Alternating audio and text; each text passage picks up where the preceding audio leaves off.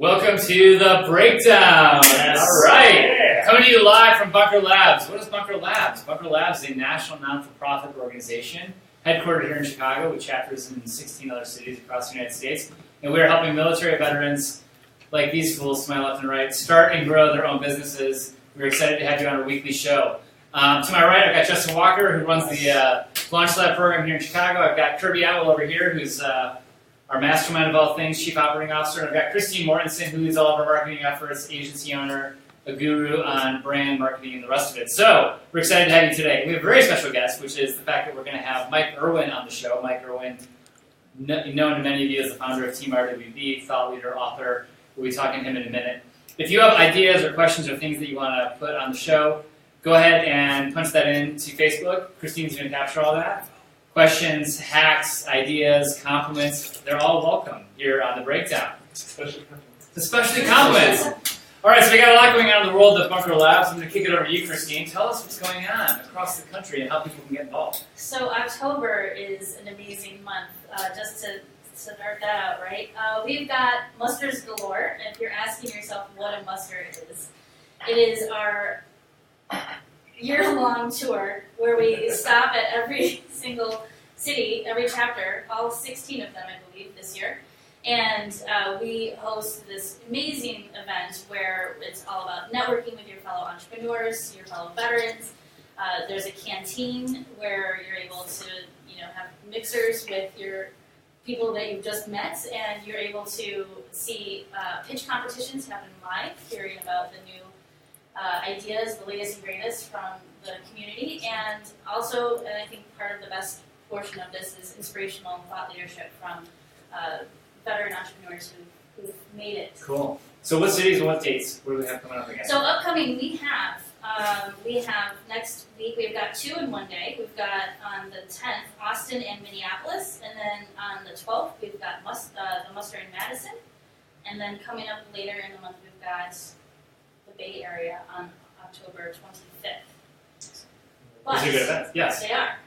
But the fun doesn't stop there, because every month, as you guys know, but maybe you guys don't know, that we have a monthly networking series called Bunker Brews. This month we're featuring author Eric Ries at each of the monthly events. He's got a new book called The Startup Way. I don't know if you're familiar with Eric Ries or not, but he did the Lean Startup. Thank you very much. So we're really excited. Everyone gets little excerpts.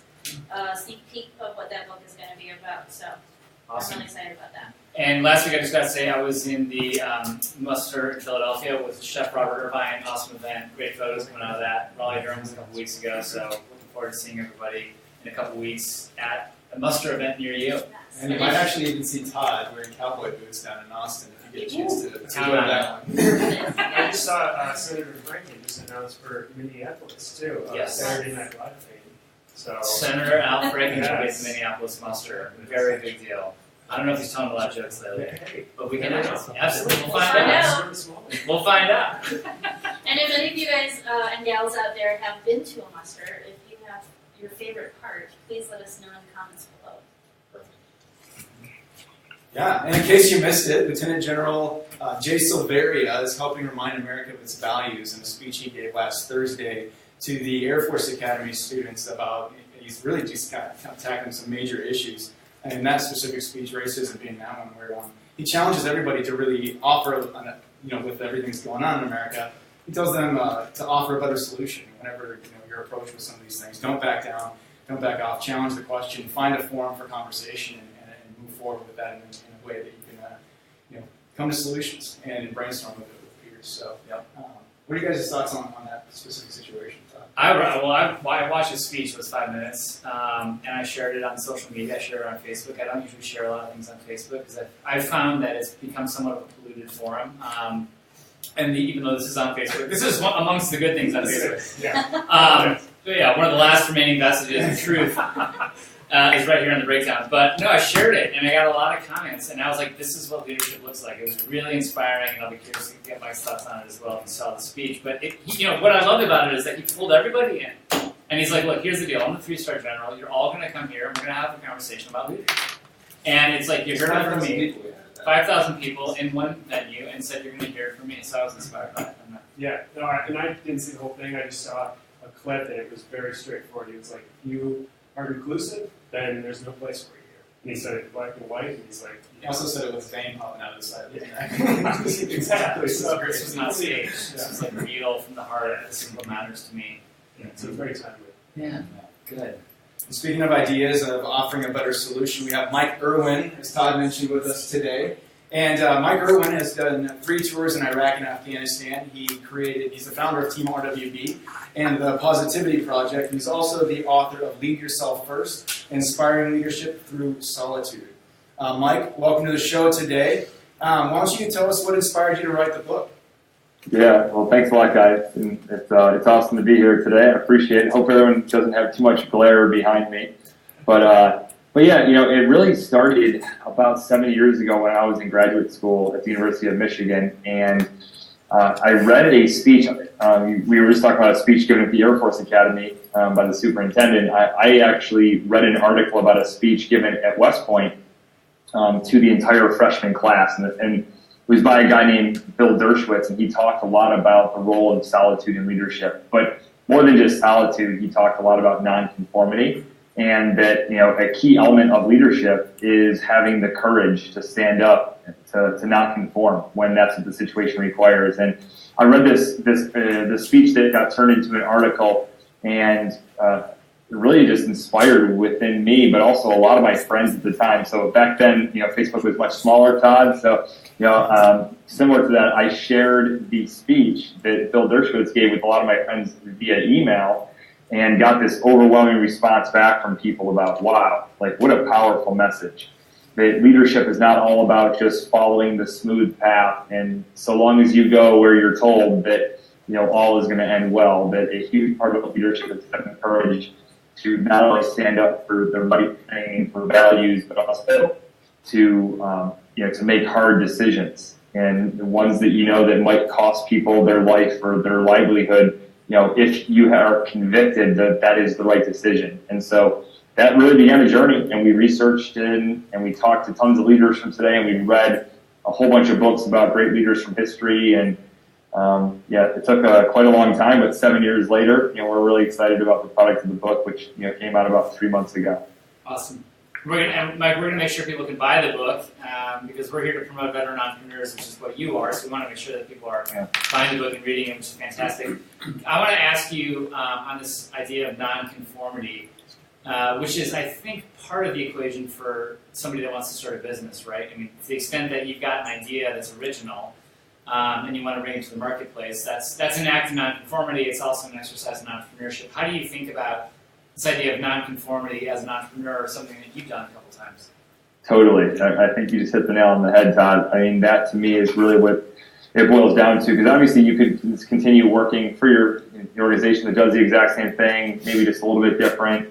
But ultimately, being an entrepreneur is being a nonconformist. And I've seen that within Team Red, White, and Blue. I've seen it now within, where my head here, the Positivity Project, the nonprofit that I co-founded about 2 years ago, which is growing rapidly. We're now in 181 schools across America in just our second year, impacting over 110,000 students every day. And we could have worked for another character education, social emotional learning organization, but like you said, ultimately launching something new and having the courage to do that is certainly an act of nonconformity by its own right.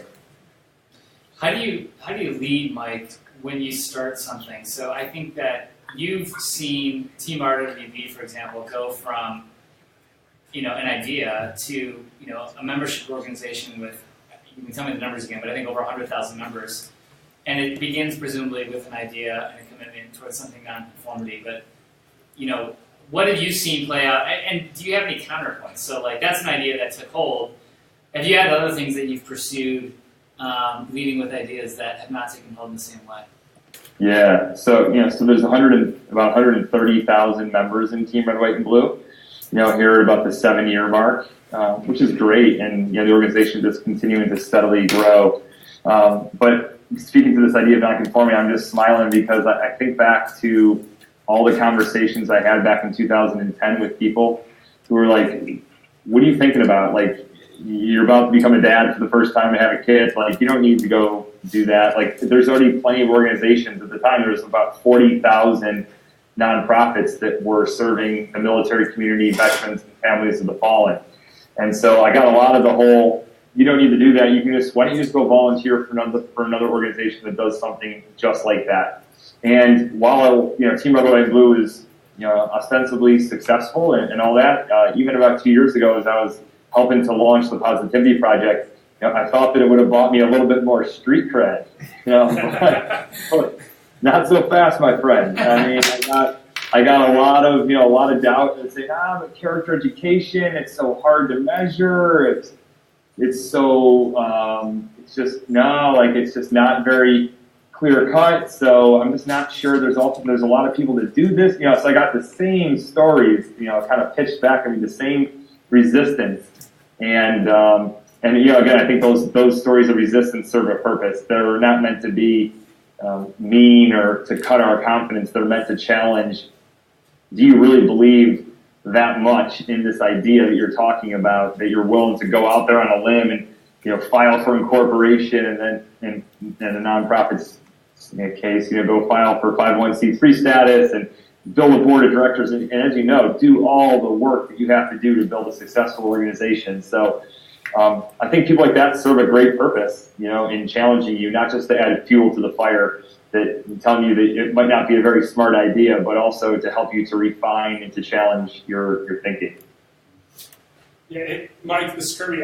So just to change gears a little bit, I get a lot of questions from entrepreneurs about writing a book. A lot of them feel that they need to write a book. What's been your experience as an entrepreneur writing a book? Do you think it's essential, or do you think, what's been your experience there? Yeah, that's a really good question. I think that, so a lot of people have suggested to me that I should, write a book about the Team Red, White, and Blue experience and what I learned from it and this and that. Because this book, Lead Yourself First, is really, it's not about Ray or it's not about I.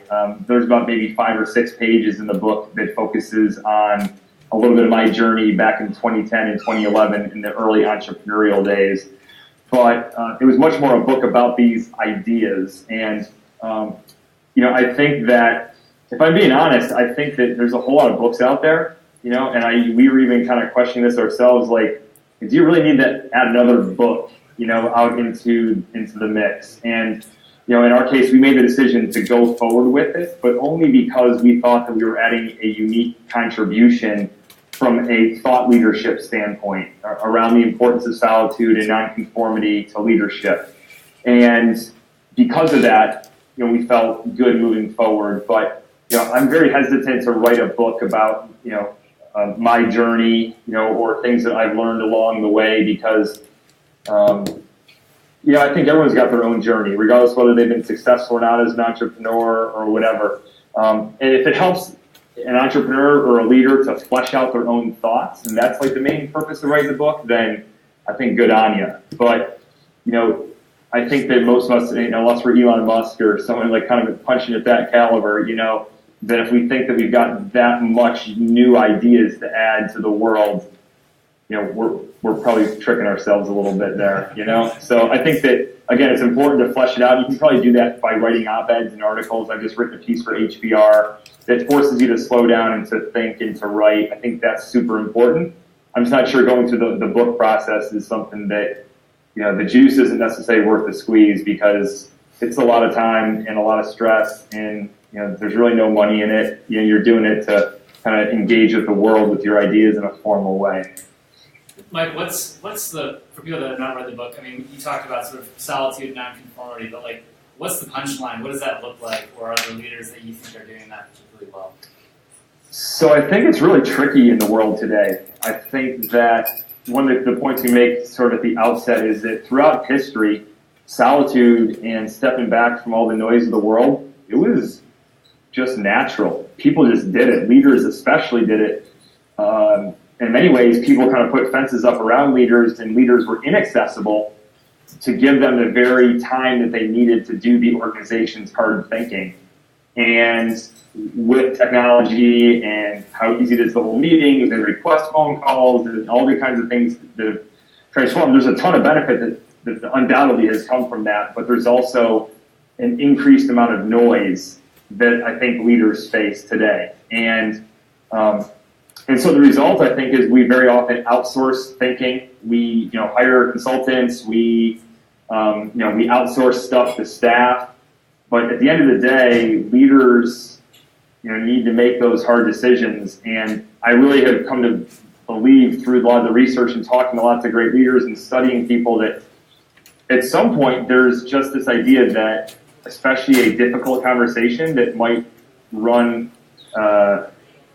counter to what might be, let's say, an easier decision, that's something you as a leader have got to own. Like, you can't have people do that thinking for you and say, all right, boss, here you go. Here's the decision to make. We recommend this. Like, there's got to be some point in it where, as a leader, you are owning that decision-making process and ideally the thought process that goes into it. So, what has this changed about you as a leader? What are you doing differently since having written the book? So it's been a journey for me. I read a book in 2009 called The Herd Theory that talked a lot about the power of social media. It was written by a big marketer named Mark Earls from the UK. And so I was an early adopter of social media and the power that word of mouth has, and that social media has really fueled the power of word of mouth. And so I remain a big believer in social media. I do agree with you, Todd, that I do think it's been a bit diluted. I think since people have started to use it more as a forum to voice their opinions, I think that it's lost a little bit of its power, which is social, right? A lot of people call it now the anti-social media, but I think that the power of social media, if used correctly, right, in a way where you're actually building relationships with people, is really powerful. But, I think a lot of times that's not happening today. And so that's, I think, just a real big challenge, that a lot of leaders face is how to balance their time. So go back to your question. I went through this journey, and I still am a big believer in the power of social media. There's a period of time in Team Red, White, and Blue's history early on that, I spent hours and hours every day on Facebook engaging and building relationships with our volunteer leaders. And to me, that was the big learning point from the book, is ultimately that there's times maybe in an organization's trajectory and its growth when a leader needs to surge, especially if you're trying to build a national organization, that you need to be able to connect with and inspire and build relationships with people in Phoenix and Seattle and out in, Oswego, New York. So to me, I think it still serves that purpose of relationship building so long as you use it that way. And so in the process of writing the book, it just was a good kind of a constant mirror up in front of my mind to say, are you stepping back from all this noise and all this stuff enough to do the thinking that you need to do? And admittedly, there was times when I wasn't. I got caught up in the noise and got caught up in all the everything going on. But I think I was at my best when I was at a good place of balance. So Mike, you talked a little bit about social media and how startups and businesses can either use that as something that they can get really wrapped up in, or they can use it as a tool. One of the things that we like to do every week here on the breakdown is we like to get our guests' thoughts on hacks that business owners can use. What's one of yours? What's one of your life hacks? So I think, when it comes to social media, I do think, the big thing that I think about all the time is how can it be used as a tool to build relationships? So I'm a huge believer that leadership is a relationship, that when we build better relationships with the people that we lead, they're more likely to go the extra mile for us, to not want to let us down. And it's also easier to, again, just connect on a more personal level. When people see pictures of my kids or me doing something in my personal life, it also carries over to my professional life. So to me, I think that one of my big hacks on it is that social media, when used as a tool explicitly to inspire and build relationships, it becomes a force multiplier for your time and for how you can connect with people. And so as I use it, I'm friends with a ton of people and a ton of people that are leaders in Team Red and Blue or the Positivity Project or whatever, and I think that I shape and help to influence how they think about things, because I'm really positive with them, and I also interact a lot with them on pictures that they post and things that they share about what they're doing. So to me, I really think that social media is a force multiplier and a force for good. So that's a big one. And then I think the other one, in terms of the sort of the flip side of the coin, on people kind of say, well, how do you practice solitude? You got 4 kids, 7 and under, and you've written, co-authored a book, and you're doing this and doing that, and I tell people all the time that there's really no excuse to be too busy to read or too busy to think, because if you are, in the analogy I think we've all heard of, whether Abraham Lincoln said it or not, I give him credit, at least the internet gives him credit. That if you have 6 hours to chop down a tree, I'd spend the first 4 hours sharpening the axe. If you're not thinking and doing that heavy analytical thinking, then you might knock the tree down in 6 hours, but you're going to be exhausted. Whereas if you do the thinking, you can come up perhaps with better solutions and better decisions and save yourself some energy. And I kind of view it that way. So again, there's no real excuse to not read and to not think hard, right, to the point where it's uncomfortable and it's painful. So how do you carve out that time to write op-eds? In my case, even on social media, I spend 10, 15 minutes thinking about what I want to say. Anytime I sort of, put something out to the world, I try to be very thoughtful about it so that it's value added. So again, the other hack on that would be that you got to carve out that time and make sure you're thinking. Awesome. Thanks, Mike. I appreciate that. Kirby, how about you? What kind of hack do you want to offer up this week? Well, man, think till it's painful. That's a quotable. For me, that's pretty short. That's about 3 seconds. But it's hard to top that. But Profit First is a book that I just recently read that I love sharing with entrepreneurs. It kind of flips the traditional accounting model on its head, where you get profit first, then you've got your revenue, and then you've got expenses. And it's something that should seem intuitive, but it's not. Most people never get to that profit at the bottom.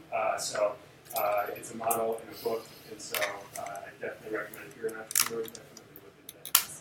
No surprise, something about accounting coming from our budget operator. Profit first, keep thinking about that. Yeah. How about you, Justin? Yeah, so I'm at a pretty interesting point in my life right now where I'm going back to school, and it's kind of forced productivity in a way, where they're challenging me to participate in discussions, and I've never really done that in a forum setting with a bunch of other really, really smart people. So, I've done it in this setting. It's maybe top a little bit. No, but taking a minute to actually dive into a discussion that really step back, like Mike was mentioning a moment ago, step back, think, share an idea or share a thought, and then actually participate in a discussion. Never really done that before, and I've never really been forced to do it. So to be in a position where I'm doing that now for a grade and getting A's has been fantastic. So that's a really interesting thing for me, and it actually makes me feel good. I don't know if that means anything. Like you said, character, which is character education is hard to measure, but it feels good, when you're personally developing in that way. So sharing your thoughts with the world, getting them confirmed with other people. Find a way to do that. I would say challenge yourself, or put yourself in a position where you're forced to do it, like I am, and participate in those discussions, and don't sit silent. So. Speaking of sitting silent. Yeah, so my hack is. I was actually sort of thinking about Facebook and these different social media vehicles. I think my hack is to be intentional and have a strategy about which vehicles you use and why you're using them. So I actually, this sounds kind of snarky, but I unfriended somebody who was posting stuff that was sort of like political in nature on my Facebook page. I'm like, for me, Facebook is a personal domain for the most part, right? And I might share some explicit leadership things, but it's all sort of in a positive frame. And I think we're still figuring out what these tools are. But I think have a strategy, and you can't do all channels and do them well. So I think pick a channel. You're getting all the hearts right now. All right, is that my mom? Get off Facebook. That's So but I think pick a channel. Like for me, it's like Twitter is where I promote the bunker, or LinkedIn is where I do business networking, and Facebook is personal, right? And if people, and I think be explicit with your terms of use. Like, hey, disclaimer, Facebook for me is a personal place. Or hey, disclaimer, Facebook is where I rant on political things. And but let that be known, and if people are violating that, begin to enforce some good behavior. I think that's okay. Okay. I love that. I talk about that. I lead leadership seminars about 4 times a year, and we have an entire afternoon dedicated to that. And I kind of say, why of the big 4, Instagram, LinkedIn, Facebook, and Twitter, 1, why are you there? 2, are you happy with your level of engagement? Because, like you said, Twitter in the education world, teachers are all over Twitter. It's a huge deal, and I don't put anything about my family, anything about my personal life out in Twitter. It's all professional based, but having clarity on that, and then also holding yourself accountable and setting goals on hey, do you want to be on Twitter twice a day for 15 minutes, or you want to just check in once an hour? Everyone's got I think we often just sort of fall victim to oh well, I got some time, so I'll kill some time and jump on whatever.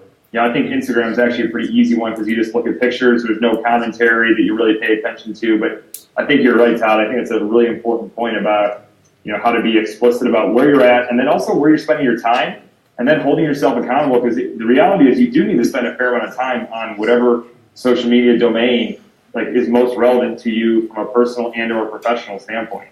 Mike, we actually have a question from a commenter. You might know him. His name's John Pinter. Yep. He's asking if you can speak a little bit about what are the challenges a founder faces as an organization changes over time. Oh yeah, big time. JJ, Great American, our Team RDV's executive. I love it. We got at least someone chiming in here. No, that is, it's a big one. It's something that so we hired Blaine and JJ in summer of 2012, and then basically late 2012, early 2013, and we were in Chicago, for basically kind of Team RDV 2.0, and it was at that point that I transitioned from the volunteer executive director to the chairman of the board role. And it's something that certainly, as I look back on my own life as a leader with more clarity, I didn't know what I was doing in terms of how to transition out from that role. And so it's difficult, especially as the founder, where, in those first couple of years, as anybody knows, to make any organization successful, unless you're just a mega millionaire and you just have a lot of money, it requires not just your time, but so much of your heart and your soul, to make the organization relevant. But making an organization relevant is not the same as building a strong organization. And so, as I look back as an entrepreneur, my skill set, I think, is making organizations relevant and getting them off the ground. And, as I make a transition in the future, 2-3 years down the road with the Positivity Project, I will have taken a lot of lessons from, what I could have done better, with Team Red, White, and Blue, from that role. And a big part of it is, how do you kind of step back from the emotions of something that you have poured your soul into? And that's tough. And anybody will tell you that, and it's not just a founder thing. I think it's anybody who watches the band in the dive bar in Austin, Texas, or anybody who knew the kid who goes on to play in the pros when he was a little leaguer. There's just that emotional connection there to an organization or a person's early days. That's kind of hard to just get past. And so that big challenge is something that I think that every leader faces as you go through the life cycle, and as organizations professionalize, you've got to check some of those emotions, at the door, and realize that organization is growing and changing, and that's a good thing. Yeah, that's great, Mike. That's great. And I would say, if you are starting a business and need help with that, come to the Bunker Labs, because that's exactly what we're here for, is to help serve veterans that want to start their own business and nonprofit or become an author. We've had a few of those come through that are in the process of bringing their ideas to life. So, Mike, thank you again for being with us and offering your insights. Next week, we've got a very exciting show. We've got Dave Gowell, who's the founder and CEO of Rally Point, which is a great social media platform for veterans to connect with each other and post updates. And it's sort of I think Dave's going to hate it when I say this, but it's sort of a LinkedIn for veterans, but it's a great, big platform. You should be there if you're a vet. And we've also got Bob McDonald, who is the former VA secretary, among other things, and is the former CEO of Procter & Gamble. So Secretary McDonald's had a number of very big jobs. He's seen it up front and personal, and he's going to be here, I think, live in studio and share his insights and what he's seen in the veteran space, and we'll be asking him what he's done since he left office as the VA secretary. So We got a great show coming up, and stay connected, stay plugged in. Maybe we'll see you in Austin, Minneapolis, or a city near you. And thanks for joining the breakdown. Thanks, guys. Thanks, guys. So you can mute them here. Good stuff. Thank you. Thanks, Mike.